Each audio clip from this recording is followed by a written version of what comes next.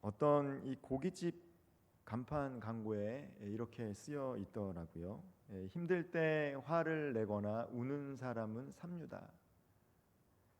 힘들 때 참는 건 유류다. 그리고 힘들 때 먹는 건 육류다. 광고 문구가 참 재밌었는데 원래는 힘들 때 웃는 것이 인류다라는 것이죠.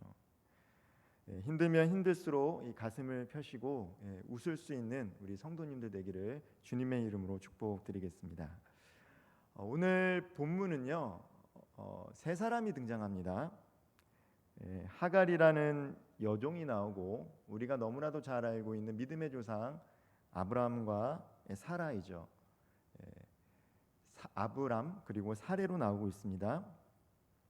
우리가 16장 1절부터 이 5절까지 말씀을 읽지는 않았는데 하나님께서 약속의 말씀을 주시고 아브라함을 부르셨는데 10년 동안 아이를 낳을 수가 없었다라는 것이죠. 사레가 아이를 잉태하지 못했습니다.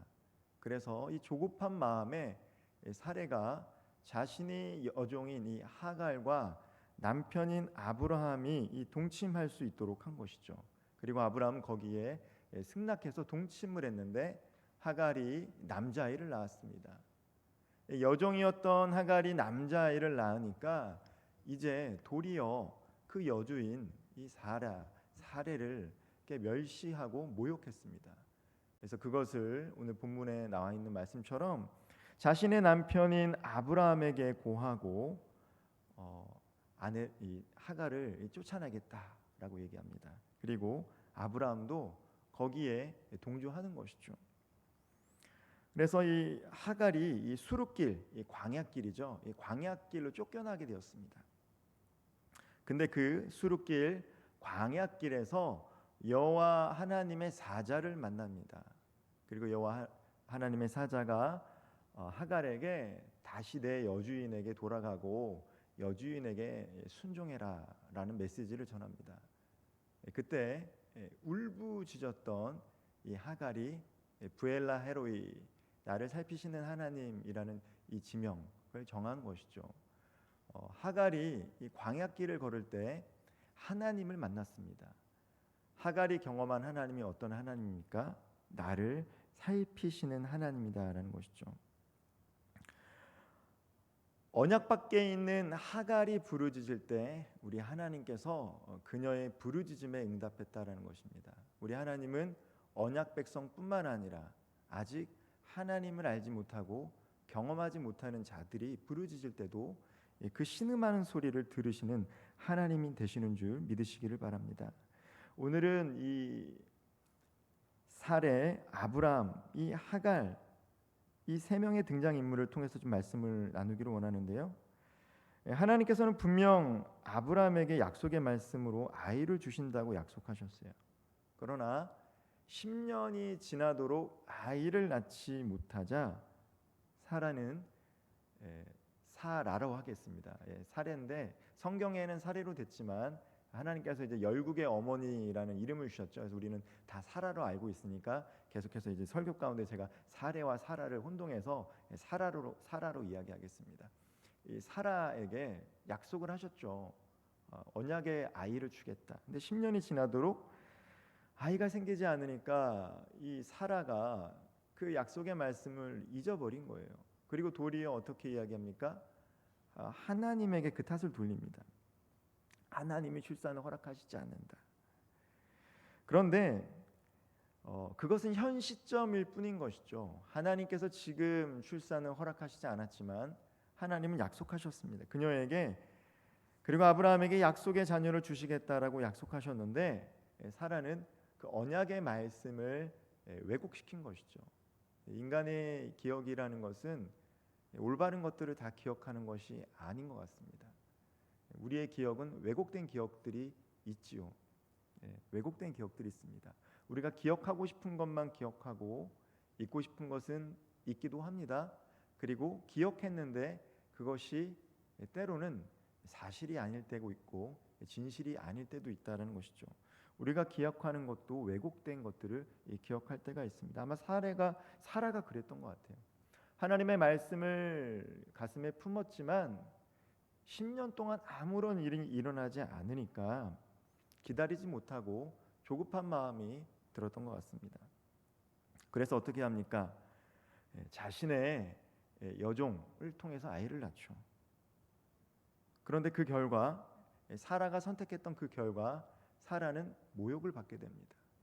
인내하고 기다렸으면 좋았을 텐데 당시 통용되는 방법으로 아이를 낳은 거예요.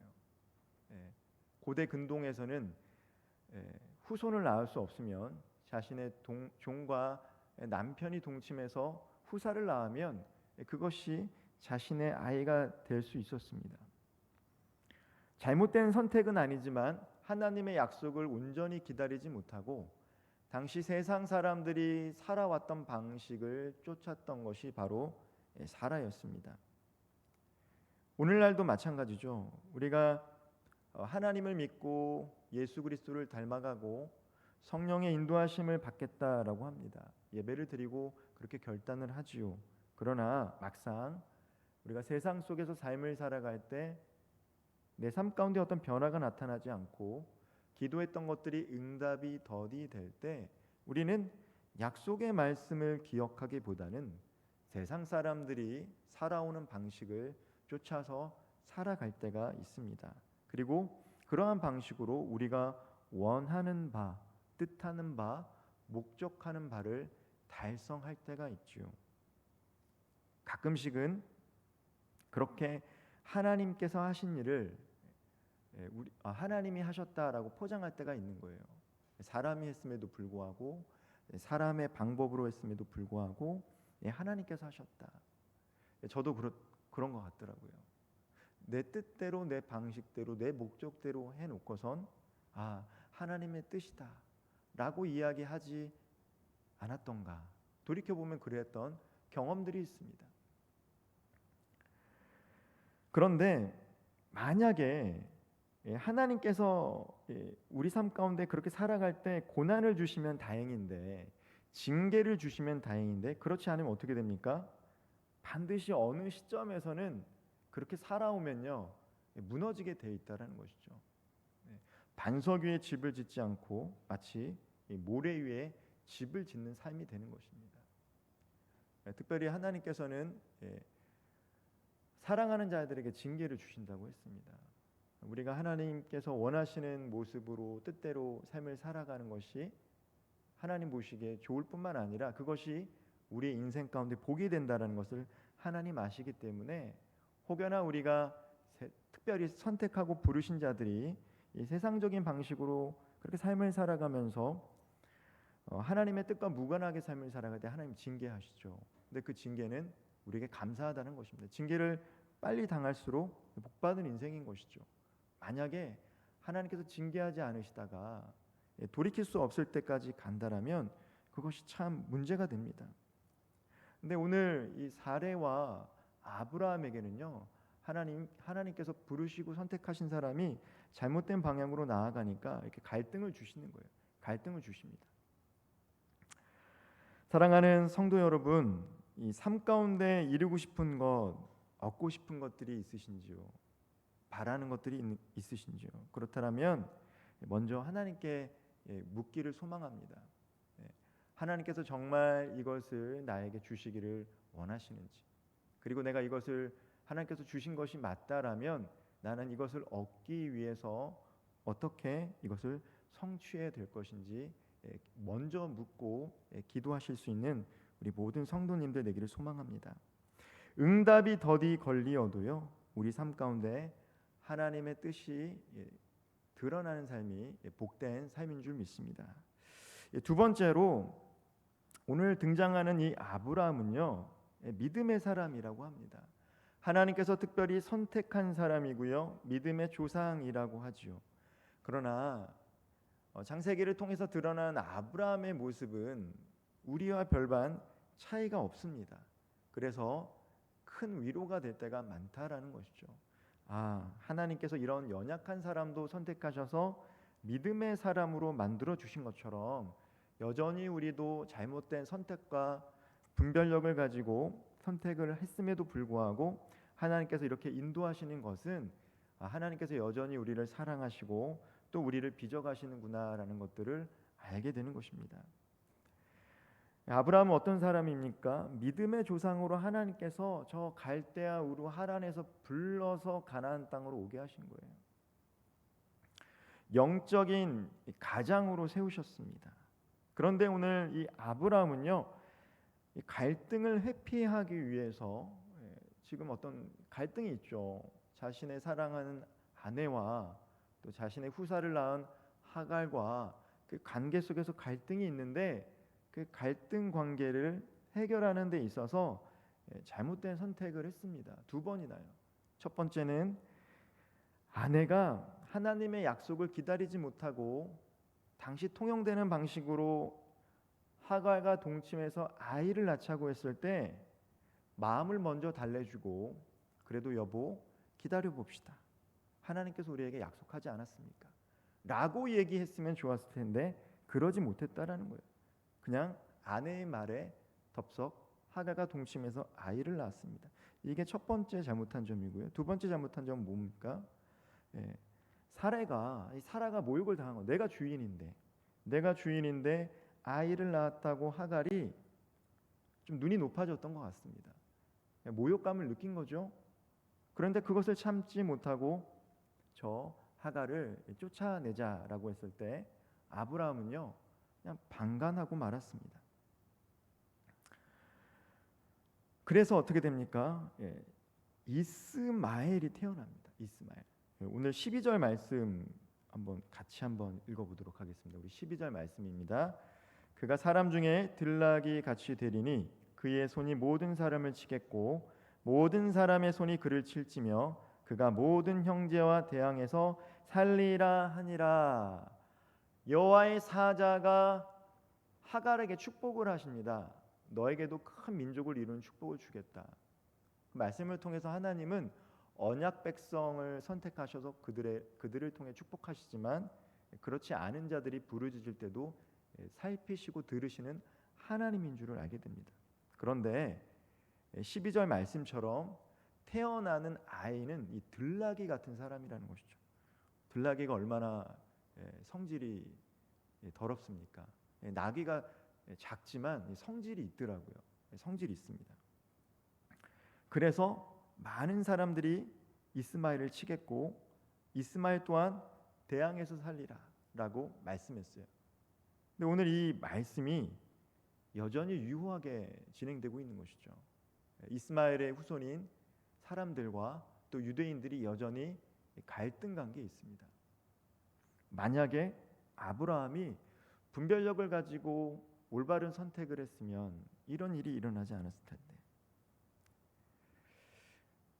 하나님께서는 아브라함뿐만 아니라 저와 우리 성도님들을 부르시고 택하셨습니다. 우리를 택하신 이유가 무엇입니까? 복주시기 위해서 선택하신 거예요. 우리를 복주시기 위해서. 그리고 더 나아가서 복의 근원이 되라고. 예수 믿음으로 말미암아 이 땅에서 복받고 복이 돼서 복의 유통업자의 삶을 살라고. 내가 받은 복만 나만 누리지 말고 예수 만나서 하나님 자녀 되는 삶이 너무 기쁘고 즐거우니까 이것을 주변 사람들에게도 흘려가라고 우리를 부르셨습니다. 우리를 축복의 통로로 부르셨습니다. 그래서 우리를 통해서 갈등이 종식이 되고 어둠에 있는 자들은 빛을 보고 사망과 어둠이 가득한 곳에 생명을 살리는 일들을 감당하기 위해서 저희들을 부르신 줄 믿으시기를 바랍니다. 이를 위해서 하나님께서 기뻐하시는 것, 기뻐하시는 삶을 선택할 수 있는 영적인 분별의 은사를 놓고 기도할 수 있는 저와 우리 성도님들 되기를 소망합니다. 우리가 하나님께서 기뻐하시는 걸 선택하려면 분별력이 있어야 됩니다. 우리가 삶을 살아갈 때 잘 선택하는 것들이 중요해요. 믿음의 조상이라고 하는 아브라함조차도 선택을 잘못하니까 오늘날 이러한 재앙의 씨를 남지 않습니까? 기도하는 가운데 하나님께 구하되 무엇보다도 잘 선택할 수 있도록 구할 수 있는 저와 우리 성도님들 되기를 소망합니다. 우리 인생은 때로 술술 풀릴 때가 있고요, 막힐 때가 있죠. 잘 될 때가 있습니다. 인생 가운데 내 노력한 이상으로 잘 풀릴 때가 한 번쯤은 우리들의 인생 가운데 찾아옵니다. 내가 그렇게 노력한 것 같지 않은데, 특별한 달란트가 있는 것 같지도 않은데 내가 하는 일이 잘 될 때가 찾아온다는 것이죠. 그리고 또 막힐 때도 찾아옵니다. 하갈의 인생에도 그러한 술술 풀리는 일이 무엇이었겠습니까? 바로 그의 종인 아브라함과 동침해서 아들을 낳은 거죠. 이스마엘. 그녀의 인생의 전환점이 찾아왔던 것 같아요. 그러나 그녀가 아무리 그의 주인 아브라함의 아이를 낳았다고 해도 그녀의 신분은 여전히 몸종이었습니다. 그것을 잊고 만 것이죠. 우리들도 마찬가지가 아닐까 생각이 됩니다. 저도 작은 성취와 인생 가운데 성공을 경험했을 때 교만할 때가 있었던 것 같아요. 이게 내 힘과 능력으로 된 것처럼 느껴질 때가 있었죠. 근데 그것이 아니더라고요. 자신의 위치를 망각하면요, 교만해질 수 있습니다. 우리가 겸손하라라고 얘기하는데, 겸손은 사용하는 게 겸손이 아니죠. 자신의 위치를 제대로 아는 사람이 겸손한 사람입니다. 하갈이 잘 풀렸다고 하더라도 그녀는 여전히 몸종입니다. 근데 그것을 잊고 말았을 때 그녀의 인생 가운데 고통이 찾아온 거예요. 그래서 여호와의 사자는 하갈에게 울고 부르짖는 하갈에게 이야기를 하기를, 다시 여주인에게 돌아가서 순종하라. 그것이 복받는 삶이다라는 것을 이야기해 주는 것입니다. 왜 하갈이 광야로 나가게 됐습니까? 그녀가 잠시 자신의 위치를 망각했기 때문이에요. 자신의 위치를 망각하면 광야 생활을 하게 됩니다. 광야가 어떤 곳입니까? 수르길, 광야는 어떤 곳입니까? 생명이 살 수 없는 곳이고요, 자신의 한계와 민낯을 대면하는 곳이 광야입니다. 광야에서는요, 우쭐을 할 수가 없어요. 주변에 사람들이 없기 때문에. 우쭐하고 싶어도 할 수 없는 것이 광야예요. 자신의 민낯을 바라보게 되고 한계를 인식하는 곳이 바로 광야라는 곳이죠. 그러나 이것으로 끝났으면 참 안타깝겠지만 이것으로 하나님 끝나게 해주시지 않았다라는 거예요. 하갈은요, 언약 백성도 아니고 자신이 잘못해서 울고 불고 난리가 났는데, 바로 그때 여호와의 사자로 하나님께서 하갈을 만나 주신 거예요. 만나 주셨습니다. 광야 같은 인생길에서 우리의 피난처는 오직 예수 그리스도 되심을 믿으시기를 바랍니다. 우리가 어떤 상황 가운데서도 나의 피난처는 예수 그리스도시다. 이것을 꼭 기억할 수 있는 우리 성도님들 되기를 소망합니다. 그분이 우리를 살피고 날개 아래 보호해 주시기 때문입니다. 투구장 한쪽에 이 소가 안전하다고 느껴지고 보이지 않는 구역이 있다라고 합니다. 이 투구를 할 때 투구하는 소가 자기만 저쪽으로 달려가면 나는 안전함을 느끼는 장소가 있는데, 스페인어로 거기를 퀘렌시아라고 합니다. 뜻은 피난처, 안식처예요.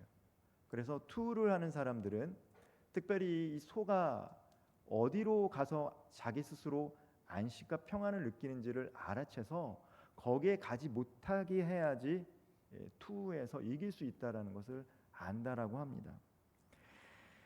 투우를 이해하기 위해 수백 번 넘게 투우장을 드나들었던 허밍웨이는 케렌시아에 있을 때 소는 말할 수 없이 강에서 쓰러뜨릴 수 없다라는 글을 남기기도 했어요.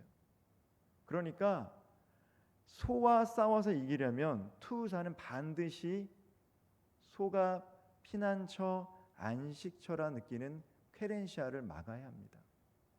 근데 우리도 마찬가지인 것 같아요. 그리스도인들이 이 세상에서 살면서 평안과 안식을 누릴 수 있는 곳은 오직 예수 그리스도 아니고 그 날개 아래인데, 사탄은요, 우리의 마음을 분산시킵니다.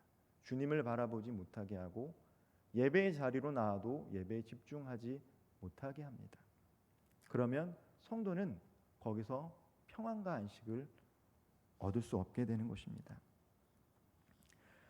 그러나 주님을 피난처 삼아 그분을 바라보게 될 때 우리는 어떠한 환난도 이겨낼 수 있음을 믿으시기를 바랍니다. 믿음의 눈으로 주님을 바라볼 때 비로소 거기가 우리의 피난처 되시고 안식처 되는 것이기 때문입니다. 말씀을 좀 마무리하겠습니다. 사례처럼 원하고 바라는 것이 응답되지 않더라도 하나님의 때를 기다리며 하나님의 방식대로 우리의 삶을 채워갈 수 있는 귀한 성도님들 되기를 권면합니다. 아브라함을 반면교사 삼아 사람이 기쁘게 하는 것을 선택하기보다 영적인 분별력을 가지고 갈등이 있다 할지라도 하나님께서 원하시는 것을 선택할 수 있는 귀한 성도님들 되기를 바랍니다. 혹여나 하갈처럼 광야 가운데 홀로 계시다고 느껴지는 분들 계십니까? 그것이 자이든 타이든 나의 잘못이든 아니든 홀로 광야 가운데 울부짖고 계신 성도님들이 있으십니까? 그렇다면 오늘 기도하는 가운데 나의 피난처 되시고 나의 안식처 되신 주님께 간절히 부르짖는 시간 되기를 바랍니다. 우리가 간절히 부르짖을 때 하나님께서 친히 우리의 피난처 되시고 안식처 될 줄 믿습니다. 기도드리겠습니다.